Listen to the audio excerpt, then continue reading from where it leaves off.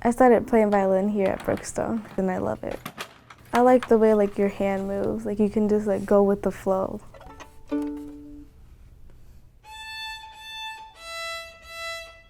I love everything about Brookstone, the teachers and how we learn. And I like music and they teach us violin. And I'm thankful that I get to have a partner.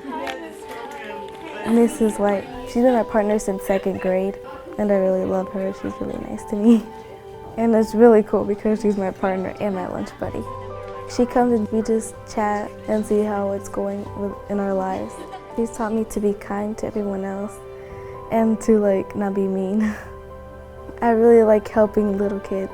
In 1st grade, I go and help them out on morning work and everything, and math if they need help in reading and spelling.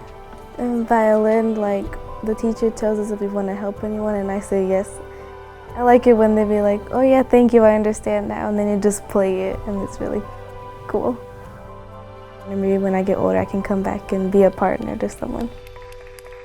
The way Miss White loved me, it made me want to love others too.